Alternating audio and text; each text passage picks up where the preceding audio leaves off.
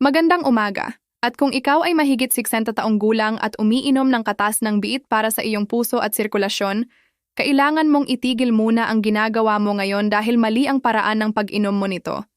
Hindi ng kaunti, lubusan na mali.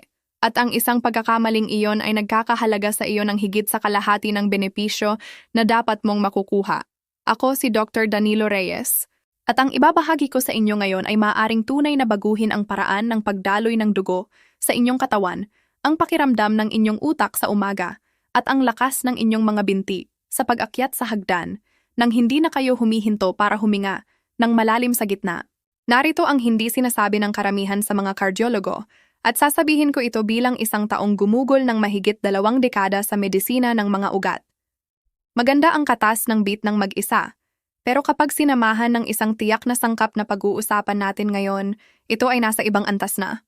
Isang pag-aaral noong 2019 mula sa Universidad ng Exeter ang natuklasan na kapag pinagsama ang ilang compound sa katas ng beet sa isang tiyak na cofactor, ang daloy ng dugo sa mga gumagalaw na kalamnan ay umayos ng hanggang 38% pa kumpara sa katas ng beet na iniinom ng mag-isa, 38%, at ang mga kalahok sa pag-aaral na iyon ay lahat mahigit 65 taong gulang. Ngayon, bago natin talakayin kung ano talaga ang sangkap na iyon at kung paano ito ihanda para sa pinakamataas na epekto, gusto kong sabihin sa inyo na magbibilang tayo ngayon mula sa numero 5, pababa hanggang numero 1, na siyang pinakamakapangyarihang kombinasyon na maaari ninyong gawin sa katas ng beet pagkatapos ng 60. At ipinapangako ko sa inyo, ang numero 2 sa listahang ito ay lubusang magugulat sa inyo. Karamihan sa mga tao ay mayroon nito sa kabinet ng kusina nila ngayon at walang ideya kung ano ang kaya nitong gawin. Pero bago tayo tumuloy, gusto kong tanungin kayo ng personal. Magkomento sa ibaba at sabihin ninyo sa akin ang 2 bagay. Ilan na ang edad ninyo at kung nakainom na ba kayo ng katas ng beet noon at ano ang inyong karanasan. Binabasa ko ang bawat komento sa channel na ito. Bawat isa.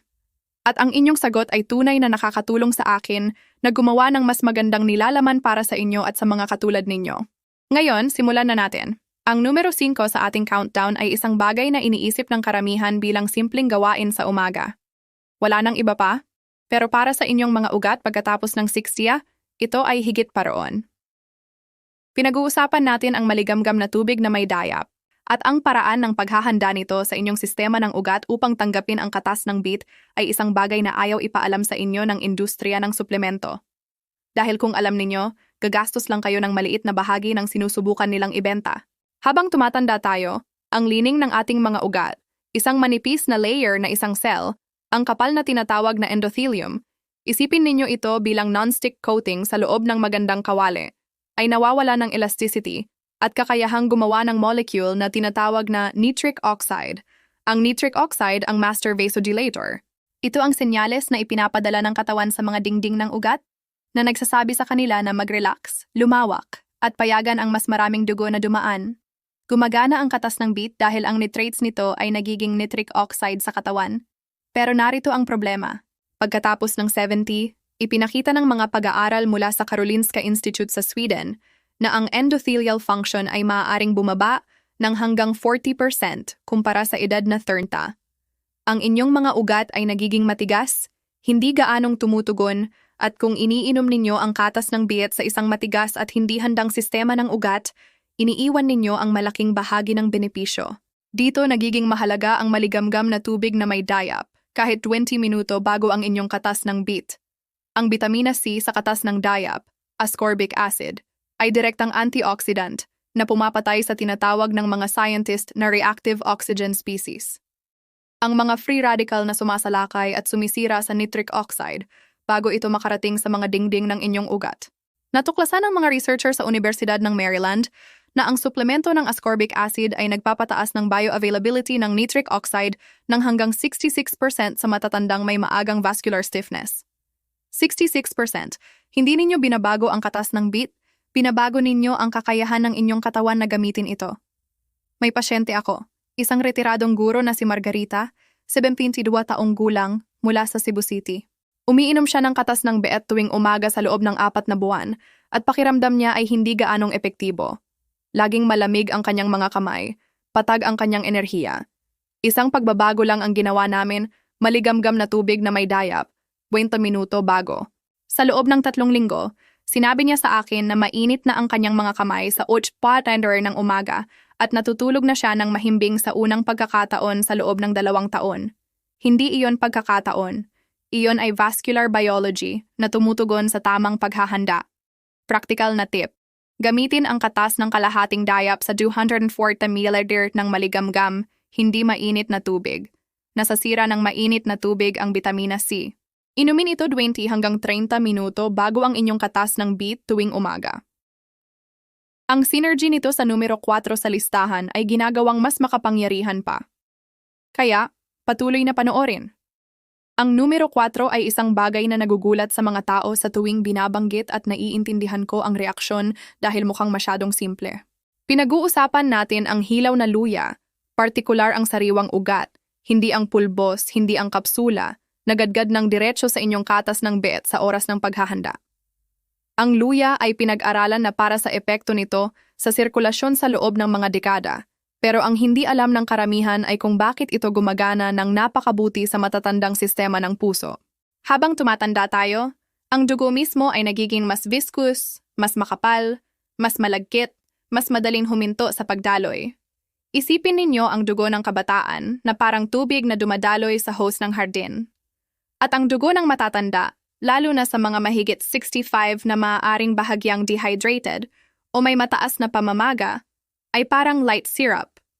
Hindi nagbago ang hose. Ang likido ang nagbago. At iyon ay nangangahulugan na mas nagtatrabaho ang puso upang itulak ang parehong dami ng dugo sa parehong destinasyon.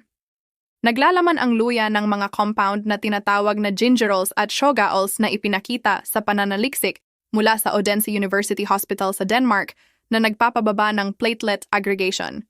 Iyon ang teknikal na tawag sa pagkakadikit ng mga selula ng dugo na nagpapakapal nito.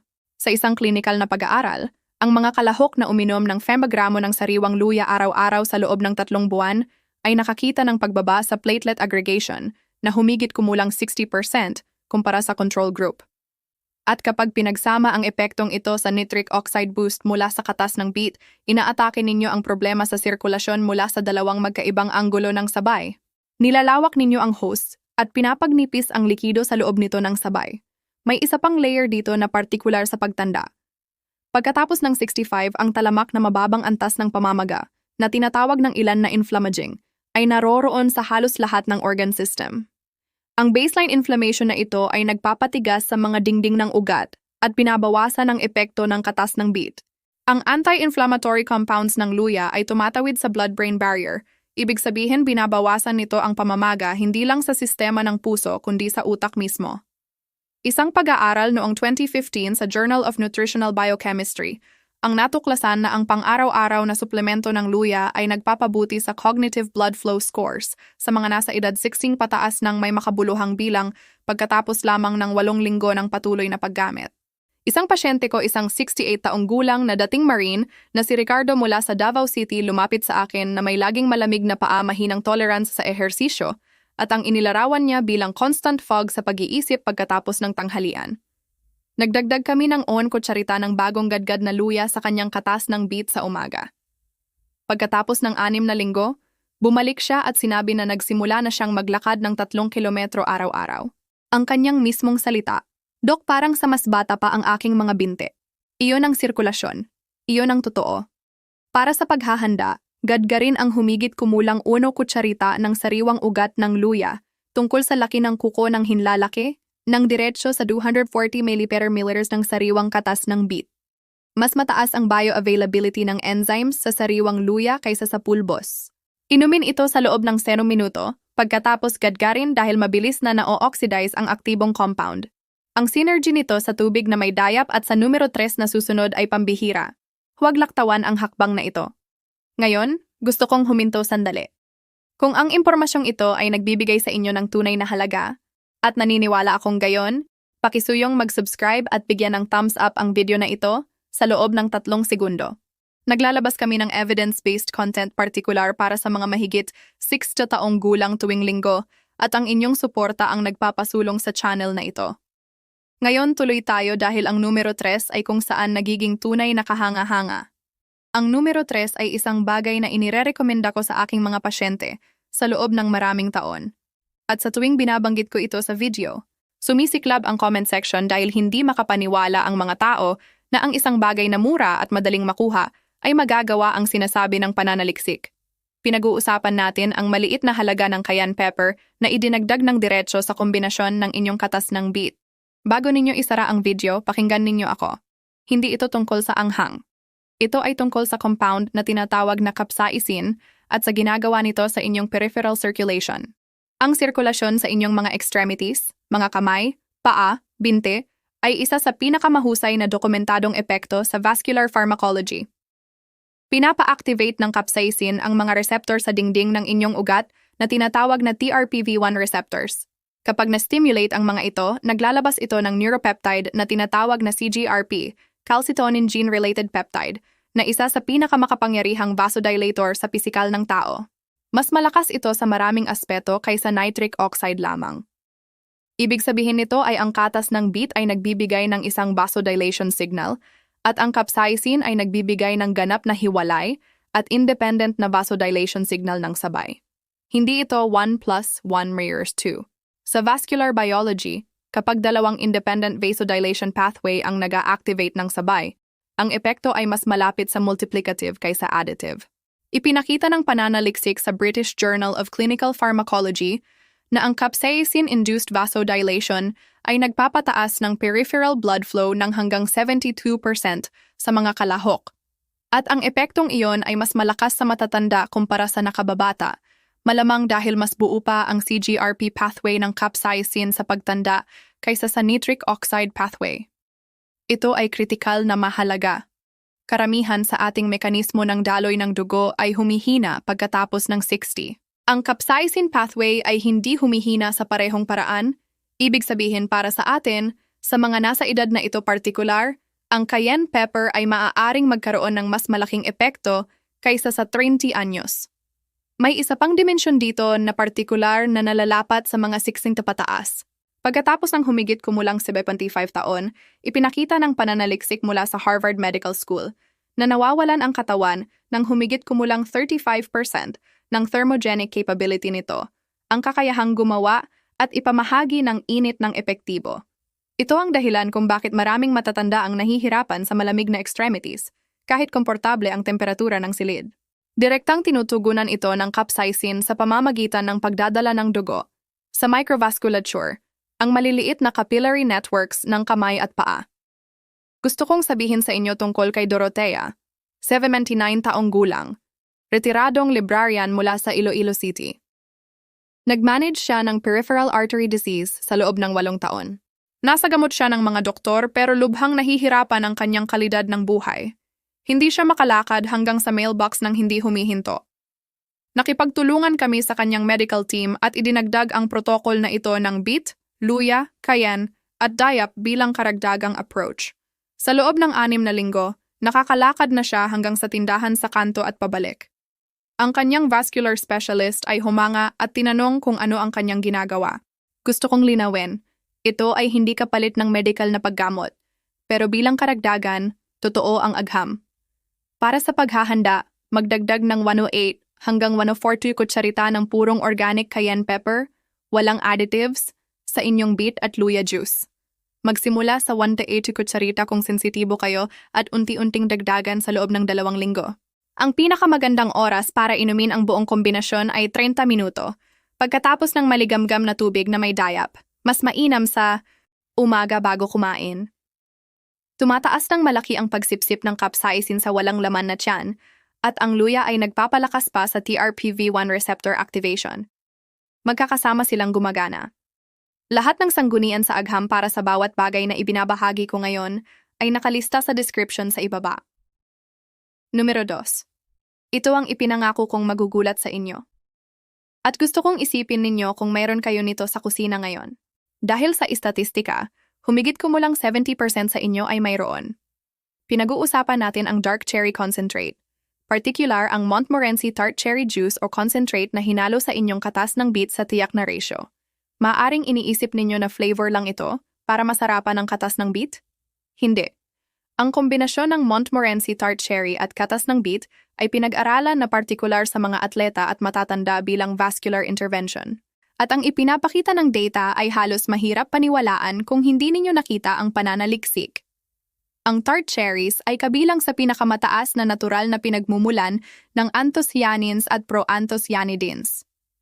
Makapangyarihang polyphenols na gumagawa ng tiyak na bagay sa matatandang cardiovascular tissue. Pinipigilan nito ang enzyme na tinatawag na COMT, catechol O methyltransferase, na responsable sa pagkasira ng mga catecholamines na sumusuporta sa malusog na vascular tone. Bukod pa rito, at ito ang bahaging tumigil sa akin sa unang pagkakataon. Ipinakita ng tart cherry anthocyanins na aktwal na nagpapataas ng density ng nitric oxide synthase, ang enzyme na ginagamit ng katawan upang gumawa ng nitric oxide sa vascular endothelial cells. Tandaan ang endothelium lining na pinag-usapan natin sa simula? Ang non-stick coating? Hindi lang pinoprotektahan ng tart cherry concentrate ito.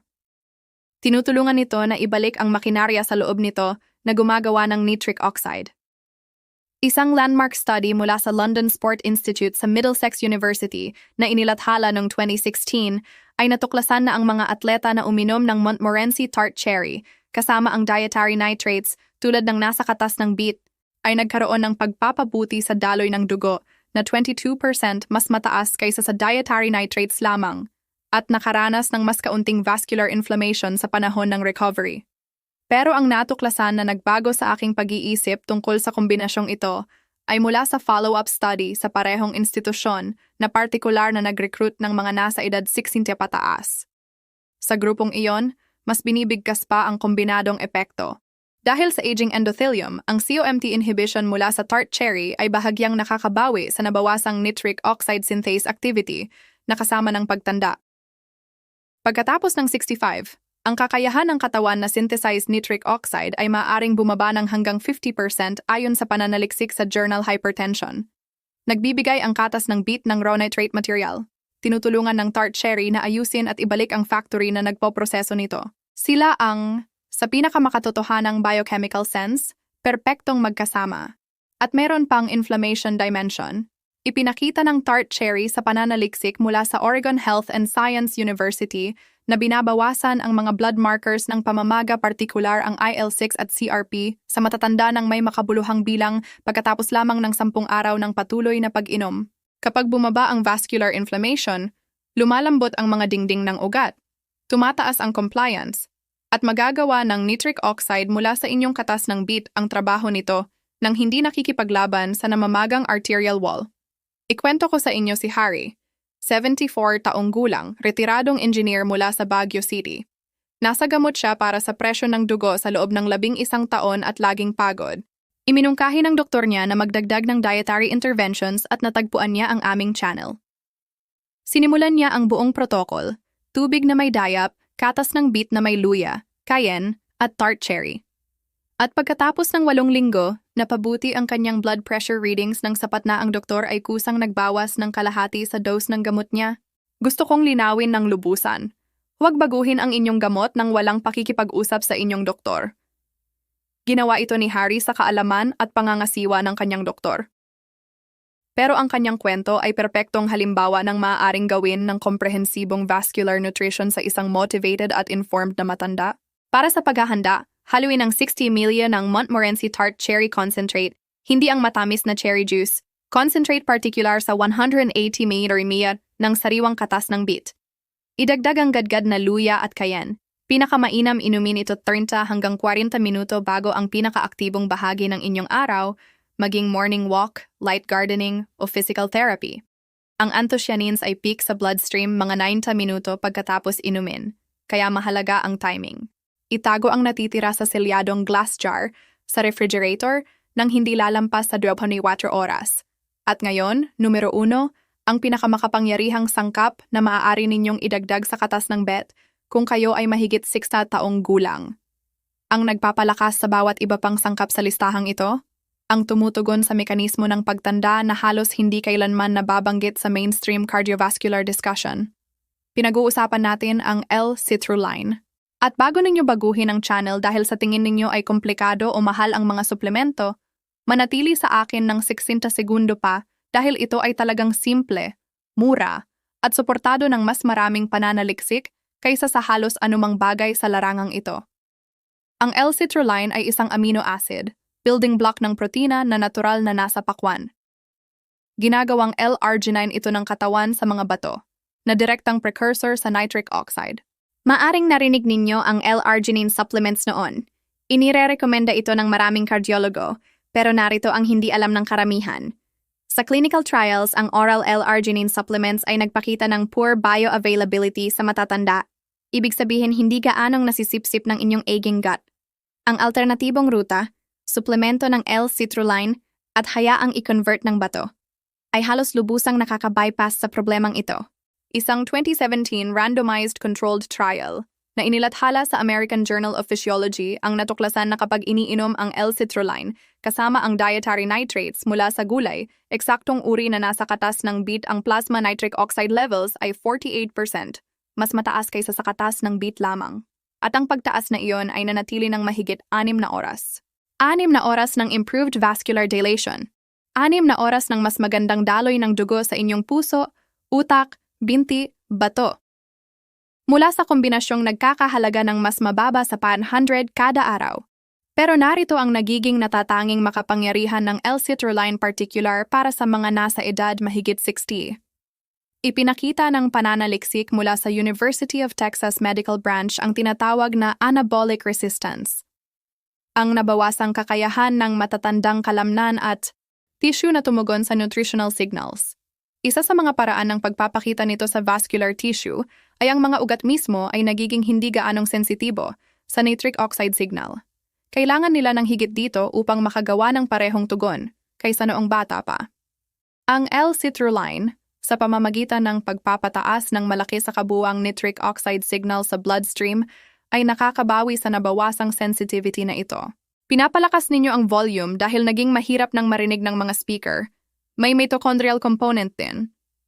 Bawat selula sa inyong katawan, kabilang ang smooth muscle cells na nasa lining ng inyong ugat, ay pinapagana ng mitochondria. Pagkatapos ng 70, ang mitochondrial function sa vascular smooth muscle ay maaaring bumaba ng 30 hanggang 40% ayon sa pananaliksik mula sa Buck Institute for Research on Aging. Ipinakita ng L-citrulline na nagpapabuti sa mitochondrial efficiency sa mga selulang ito. Ibig sabihin mas maraming enerhiya ang inyong mga ugat upang gawin ang trabaho ng paglawak, pagkipot at pag-regulate ng presyon. Ang inyong mga ugat ay nagiging hindi lang mas bukas, kundi mas functional, mas tumutugon, mas buhay. At kapag pinagsama ng L-citrulline ang lahat ng iba pa sa protocol na ito, ang vitamina C mula sa diap na naghahanda sa kapaligiran, ang gingerols na nagpapagnipis ng dugo, ang capsaicin na nag-activate sa CGRP pathway, ang tart cherry anthocyanins na nagpapanumbalik ng nitric oxide synthase density, hindi lang kayo nagdadagdag ng mga sangkap. Nag-a-activate kayo ng coordinated, multi-pathway vascular response na desperadong kailangan at bihirang matanggap ng matatandang katawan. Gusto kong ibahagi ang isang huling kwento ng pasyente. Siya si Jorge, 81 taong gulang, retiradong bombero mula sa Quezon City. Noong unang lumapit siya sa akin, gumagamit siya ng walker. Isinuko niya ang paghahalaman 2 taon na ang nakalipas dahil nang hihina ang kanyang mga binti pagkatapos ng 5 minuto. Sinabi ng kanyang kardiologo na kaunti na lang ang magagawa maliban sa pamamahala ng gamot. Nagsisimula ng tumingin ang pamilya niya sa assisted living. Hindi pa handang sumuko si Jorge at tapat din akong hindi. Sinimulan namin siya sa buong protokol. L-citrulline powder 5 gramo na tinunaw sa kanyang katas ng beet sa umaga kasama ang tart cherry concentrate, sariwang luya, 1/4 kutsarita ng cayenne na sinundan ng maligamgam na tubig na may diap. Sa loob ng 4 na linggo, pumasok si Jorge sa aking opisina ng walang walker. Sa loob ng 3 buwan, bumalik siya sa hardin ng 45 minuto ng tuloy-tuloy. Nagpadala sa akin ang kanyang asawa ng larawan niya na nakaluhod sa lupa at nagtatanim ng kamatis. Itinatago ko ito sa aking mesa. Paalala ito kung bakit mahalaga ang trabahong ito. Para sa paghahanda, gamitin ang 50 gramo ng L-citrulline powder na makukuha sa anumang health food store o online. Puti ito, halos walang lasa at ganap na natutunaw sa likido. Idagdag ito ng diretso sa kombinasyon ng inyong katas ng beet at haluin ng mabuti. Ang pinakamainam na oras ay 45 minuto bago ang pinakaaktibong bahagi ng inyong araw. Kung hindi pa kayo masyadong aktibo, mainam ang pag-inom sa umaga. Inumin ito ng patuloy. Ang buong epekto ng L-citrulline sa vascular biology ay nag-iipon sa loob ng 3 hanggang 4 na linggo ng pang-araw-araw na paggamit. Huwag hatulan pagkatapos ng 3 araw, bigyan ito ng 1 buwan. Narito ang kumpletong morning protocol sa ayos. Una, maligamgam na tubig na may dayap. Kalahating dayap, 220 mm may ng maligamgam na tubig. Inumin at maghintay ng 20 hanggang 30 minuto. Pangalawa, ihanda ang 240 ml ng sariwang katas ng bit. Idagdag ang 1 kutsarita ng bagong gadgad na luya. Idagdag ang 1/8 hanggang 1/4 kutsarita ng cayenne pepper. Idagdag ang 60 ml ng Montmorency Tart Cherry Concentrate. Idagdag ang 5 gramo ng L-citrulline powder. Haluin ng mabuti at inumin sa loob ng 10 minuto pagkatapos ihanda. Gawin ito tuwing umaga. Lahat ng sanggunian sa agham ay nakalista sa description sa ibaba ng video na ito. Gusto kong tapusin sa isang bagay na lampas sa nutrisyon dahil sa tingin ko ay nararapat ninyong marinig ito. Bawat taong nanonood ng video na ito ngayon ay gumawa ng pagpili ngayon. Pinili ninyong gastusin ang oras sa pag-unawa kung paano gumagana ang inyong katawan. Pinili ninyong huwag tanggapin ang paghina bilang hindi maiiwasan. Pinili ninyong maghanap ng mga sagot. And once pagpiling iyon, ang pagtangging huminto sa pakikipaglaban para sa buhay na gusto ninyo, ang pinakamahalagang salik sa mangyayari sa susunod. Hindi ang katas ng beet, hindi ang L-citrulline. Kayo. Pagkatapos ng 60, pagkatapos ng 70, pagkatapos ng 80, ang katawan ng tao ay mayroon pa ring kahangahangang kakayahang umayos. Ang sirkulasyon na nagdadala ng oxygen sa inyong utak ay maaaring maging mas mabuti. Ang mga binting nagdadala sa inyo sa hagdan ay maaaring maging mas malakas.